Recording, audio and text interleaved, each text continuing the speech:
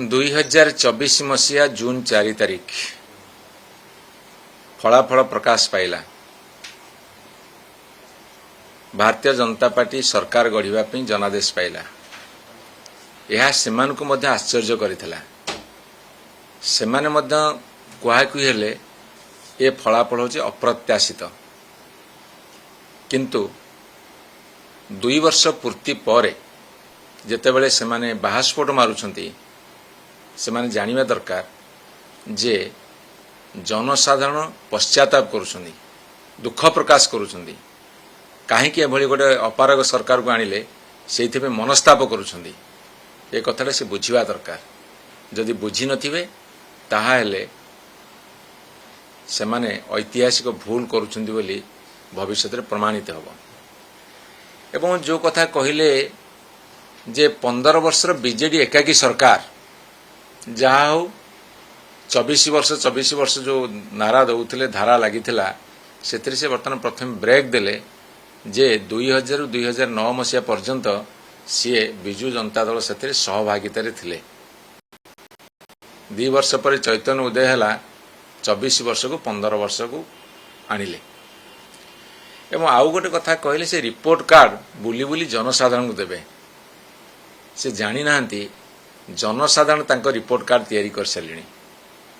Bharatiya Janata party सरकार Odisha report card जो तैयारी करछुनी बांटीबे, किंतु जनसाधारण तांको रिपोर्ट कार्ड तैयारी कर सारिलेनी जे भारतीय जनता पार्टी सरकार केते दुर्बल, केते अपारग एवं केमिति काम न करंदी ए कथा उपरे गोटे भल रिपोर्ट जनसाधारण दैछिंदी। एवं सेमाने कहछिंदी आम प्रगति और उन्नति देखिकी विरोधी माने चुप रहिछंती। विरोधी मानकु चुप करिवार तुम मैंने प्रयास करुच। तुम मैंने भावुच जे विरोधी को आम चुप करदेबू अन्य उपाय, जो उपाय विभिन्न राज्य रे विभिन्न जगार बा देश रे चुप करिवार उद्यम करुच। तुम से ढांचा जोगुरु कहूच बोधे से जोगुरु कहूच। एवं आपण कहते प्रगति की गति मिली। प्रगति की गति मिलेनी, प्रगति को बर्तमान अधोगति मिली। आपण कहते प्रगति की गति मिली, आमे आपण कहूचु प्रगति की अधोगति मिली ये 2 वर्ष भितर। एवं आपण कहले दीर्घ वर्ष स्थाणुता को भांगी गोटे सरकार गठन करा जायछि। स्थाणुत्व एवं ए सरकार जो उत्तरदायित्व एटा बर्तमान इतिहास पृष्ठारे लीन होगा बसी। माने स्थाणुत्व तो नंबर 1, उत्तरदायित्व रे तुम पूरा निश्चिन्न करदेल गोटे सरकार दायित्व को। एवं आपण माने कौन कहते सबका साथ सबका विकास। विकासटा बर्तमान विनाश रे परिणत होइछि। सबका साथ सबका विश्वास, विश्वासटा बर्तमान अविश्वास रे परिणत होइछि। एवं तुम्हें कहते सबका साथ सबका प्रयास। बर्तमान प्रयास नहीं, केवल अपप्रयास जारी रही। जेने तेन उपाय आम सरकार रहिबु। विकासटा विनाश होइछि, आपणकर विश्वासटा अविश्वास होइछि, प्रयासटा बर्तमान होइछि जेने तेन उपाय आम सरकार रहिबु। एवं आपण माने कहछन डबल इंजिन सरकार। डबल इंजिन सरकार रे बर्तमान डबल शोषण, डबल कषण, अनेक धर्षण एवं केवल भाषण। 2 वर्ष भारतीय जनता पार्टी सरकार जो जितबार 2 वर्ष है 12 तारीख को 2 वर्ष पूरी सरकार को आपण मानकर डबल इंजिन सरकार।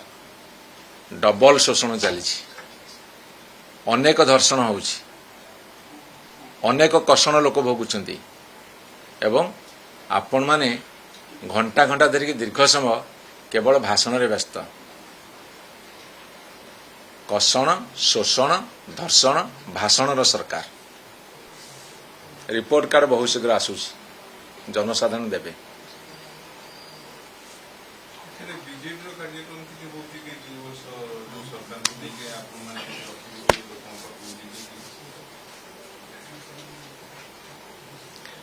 बिजू जनता दल वर्तमान समस्त जगार महिला मानकर रैली चलती एवं बहुत महिला जोग दौरान। ନିରନ୍ତର ଭାବରେ ବିଜୁ ଜନତା ଦଳ ସଂଗଠନକୁ ଆଗକୁ ବଢ଼ାଉଛି ଏବଂ ଜନସାଧାରଣଙ୍କୁ ସାଥିରେ ନେଇ ଏ ସରକାରର ଅପକର୍ମକୁ ତୀବ୍ର ବିରୋଧ କରୁଛି।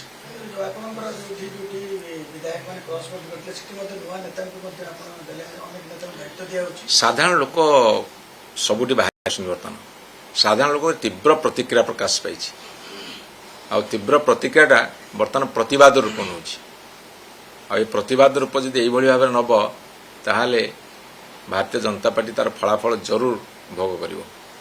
ସରକାରଙ୍କ ସଫଳତା ପହଞ୍ଚିଲେ ଅନ୍ୟ ପକ୍ଷେ ସଂଗଠନକୁ ନେଇକି ବିଜେପି ତାର ସାଂଗଠନିକ କାର୍ଯ୍ୟକ୍ରମ ଭିତରେ ଜାରି ରଖୁଛି, ତାକୁ କେମିତି କାଉଣ୍ଟର କରିବେ? ଆପଣଙ୍କର କିଛି କୋର୍ସ କରେକ୍ସନ ନାହିଁ? ବର୍ତ୍ତମାନ ଜନସାଧାରଣ ଅସନ୍ତୁଷ୍ଟ ଏବଂ ଭାରତୀୟ ଜନତା ପାର୍ଟିର ବହୁ ପଦାଧିକାରୀ କର୍ମକର୍ତ୍ତା ତାଙ୍କ ସମର୍ଥକମାନେ ମଧ୍ୟ ଅସନ୍ତୁଷ୍ଟ ହେଲେଣି। ସେ କେବଳ ଅସନ୍ତୁଷ୍ଟମାନଙ୍କୁ କେମିତି ମନେଇକି ତାଙ୍କ ଦଳରେ ରଖିବେ ସେଇଥିପାଇଁ ଭାଳେଣି ପଡ଼ି ସେଇଥିପାଇଁ କିଛି କାର୍ଯ୍ୟକ୍ରମ କରୁଛନ୍ତି। ସେଟା ସାଂଗଠନିକ ନୁହଁ, କେବଳ ମରାମତି ସଂଗଠନ ଚାଲିଛି ଭାରତୀୟ ଜନତା ପାର୍ଟିର। ସେ ଦେଖିବେ ଆପଣ ତାଙ୍କର ବହୁତ ଖରାପ ହେବ, ରେଜଲ୍ଟ ବହୁତ ଖରାପ ହେବ।